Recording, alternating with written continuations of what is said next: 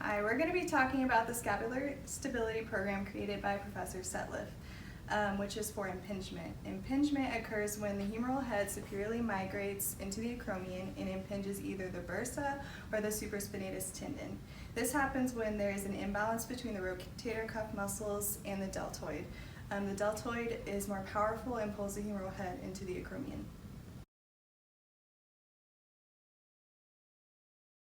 Patients are eligible for this program if they have active range of motion in shoulder flexion, assistive active range of motion to shoulder flexion, in sitting or supine. They should have minimal to no clicking or popping in the shoulder. They should be able to tolerate some form of manual muscle testing in sitting or supine, and they should be able to hold the shoulder into shoulder flexion in sitting or supine. The therapist should place their arm into shoulder flexion, and the patient should be able to hold it. The patient is not eligible for this program if, when asked to perform active range of motion, they cannot do it when sitting, if they cannot tolerate passive range of motion with sitting. Then you would put them in supine and see if they can perform active range of motion in supine. If they cannot do that, then you can shorten their lever arm and see if they can perform it with a shortened lever arm. If that's still too painful, then you would see if they can do passive range of motion. And if there's severe pain, clicking, or popping in supine, then you will not do this program. The first exercise we're going to be doing are called static holds of the scapular stability program. So this exercise, you ask the patient to hold or to flex their shoulder at about 100 degrees, so right above their forehead, and you want them to hold for about 3 sets of 30 seconds. If this is too painful, you can offer to support the shoulder. You'd let the patient know to relax their shoulder. So we want the deltoid to relax and the rotator cuff muscles to be the only ones engaging in this exercise. So you'd stabilize below the elbow and at the wrist. To advance this exercise or to grade it up, we would just add about 1 to 2 pounds and see if they can hold for 3 sets of 30 seconds. And then always, if the patient is reporting pain during these exercises, most patients report less pain if you have them engage the latissimus dorsi as they lower their arm down to the mat. So you want them to push into your hand. Okay, so sit up for me. So then to grade up the exercise some more, you can find a light ball and you can have the patient push and engage the rotator cuff muscles onto a tabletop, or you can advance to grade up again to the wall, and again you want them to be pushing and engaging the rotator cuff. And so to grade up the exercise even more, you just add a weighted ball.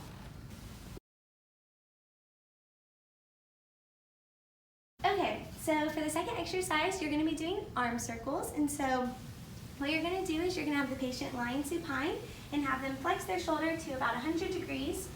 This could be right just above that forehead, and just have them do circles for 30 seconds. Normally we do 3 sets of these. If this is too painful, you can take and assist them by holding under the elbow and right at the wrist and just say, have me relax. All right, so now we're going to try to do this together, and you can take and put them through that motion. Again, to get them down from shoulder flexion without pain, you can have them take and put resistance above right on their arm, and that will relax the deltoid, decreasing impingement, and activate that lat muscle. Okay, so also to upgrade from this, you could take and have them hold this at about 100 degrees again, and just take and tap and tell them, don't let me win, and just adding that resistance while they're in this position. Also, to upgrade from here, you could take and add a weight in their hand and have them do 15 circles one way and then 15 the other way for 30 seconds. And then to upgrade from there, you can have them go ahead and stand up.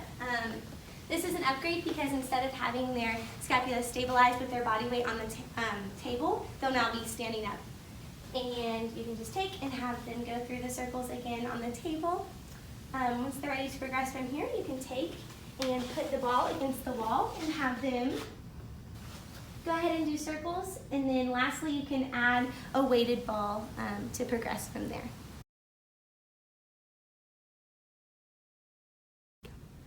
For our third exercise, we're going to be doing shoulder protraction and retraction, and this is going to be engaging the serratus anterior and the middle trapezius.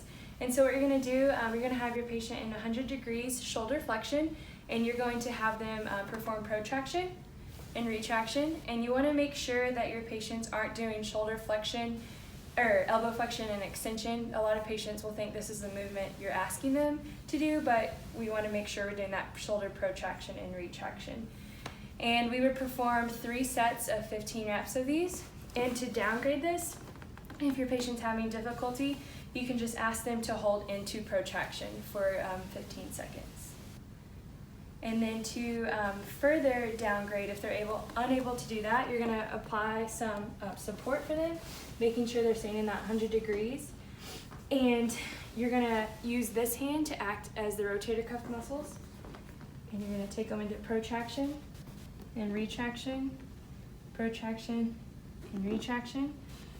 And if they're unable to do that, you can just help them to stay in protraction, like so. And to get them back into extension, you're going to want to add some resistance right here, and that's going to help engage that latissimus dorsi and relax the deltoid. And you're just going to apply that, and that's going to help decrease some pain for that. And to further upgrade this, we would just have them go back to that 100 degrees and perform it with a weight 1 to 2 pounds. And to further upgrade, we're going to have our patient stand up, and this is going to help those scapular muscles work more because you're not going to have the body weight helping to add stabilization. So basically you're just going to have them perform protraction, like so. And then they're just going to hold into that, and they can take a break every 30 seconds. And then after that, you're going to take it to the wall, and once again, they're just going to hold into protraction for that amount of time, and then to further upgrade, you're going to add a weighted ball. Okay, so our fourth exercise is about external rotation, and so in this exercise we're going to be engaging the teres minor and the infraspinatus. So first, we'll have the patient sideline, make sure that their shoulder, elbow, and hip are in line. Positioning is very important for this exercise. So you'll place a towel underneath the elbow, and this is to help, give them a good position and stability and avoid compensation, but also it increases blood flow to the supraspinatus. So you're going to have the patient try to actively externally rotate. You only want to come to level with the table, and you do 3 sets of 15. If this is too hard, you can kind of help the patient and see how they do. To downgrade this exercise, we'd have the patient go into supine. And again, you're going to put a towel underneath the elbow to support. And so in this, any external rotation that they can do actively is great. So just see if they can do that. If this is still too difficult, you can have them do isometrics and press into the back of your hand. Okay, so we'll go back to sideline to upgrade the exercise. So again, positioning, make sure the shoulder, elbow, and hip are in line. Place the towel for blood flow to the supraspinatus. And then, so to upgrade from just actively externally rotating, you can add weight. This one's a little rough, but you see if they come level with the table. So you do 3 sets of 15. And you do about 1 to 2 pounds. So then to continue upgrading, we take this towel, we have the patient stand up, and you can have them sit or stand.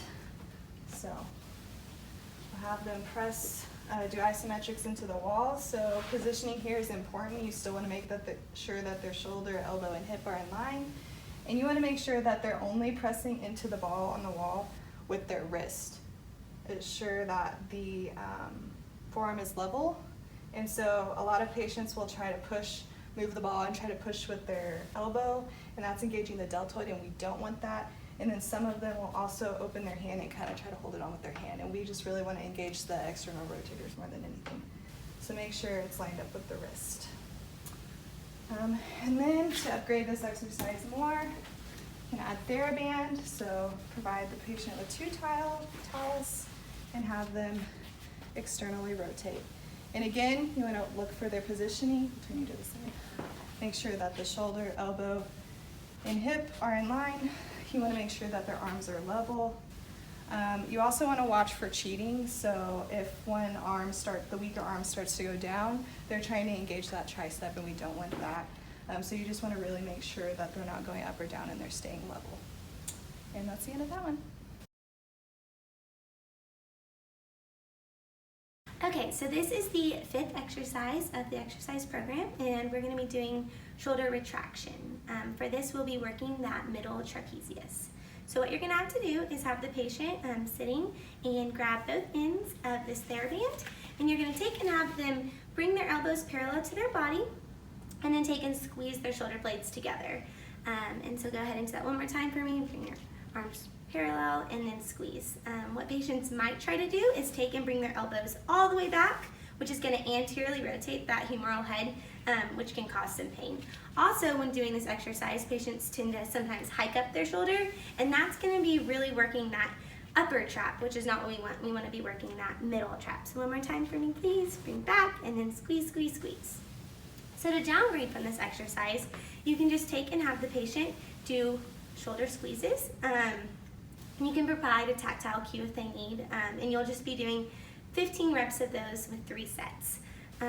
To upgrade from this, you are going to take and have them do wall push-ups. And so you can take and have them put their hands against the wall and really have them, when they are pushing, do some shoulder retraction and then go back up. And you can also just have them do 15 of these 3 times. For our 6th exercise, we're going to be engaging the latissimus dorsi, and we want to engage this muscle because it helps to stabilize that humeral head and the glenoid fossa, as well as keep it away from the acromion. And so basically what you're going to do, the therapist will be at the patient's the head of the bed, and the patient will be laying in supine, and you'll have the patient grab each end of the TheraBand, and basically they're just going to keep their elbows in extension and perform that shoulder extension. We want to make sure their elbows are not bent because we don't want to be engaging the triceps in this exercise. We want to keep them straight because we're engaging that latissimus dorsi. And you would do 15 reps, 3 sets of these. And to downgrade, basically you're just going to come to the side, and they can either perform just that shoulder extension. And if they're not able to do that, if they're experiencing some pain or anything like that, you can add that resistance and allow them to either isometrically resist against you or go through the motion while you add that resistance to further relax that deltoid and engage that latissimus dorsi.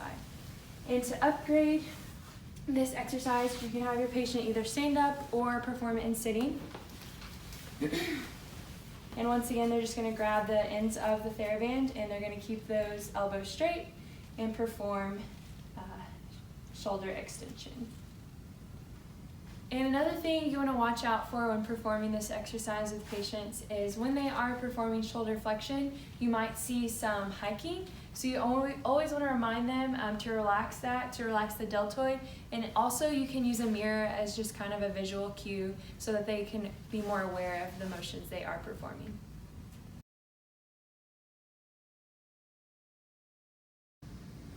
In summary, performing these exercises in supine is always going to provide the greatest support for scapular stability. And remember, if a patient is reporting pain, they are damaging their shoulder and we should change their position. Also, perform these exercises in a pain-free zone. And lastly, eliminating positions of shoulder hiking should always be our goal. And for the frequency of the scapular stability program, it's recommended that you perform this program 5 days a week. You want to do 3 sets of 15 reps with each exercise. And you want to do this program for 4 to 6 weeks. Most patients won't see a change or a decrease in pain until about 2 to 3 weeks. But some people who are prone to impingement may need to continue the program for life and just maybe go down to about 3 days a week. And remember, with a well-functioning shoulder, occupation is more successful.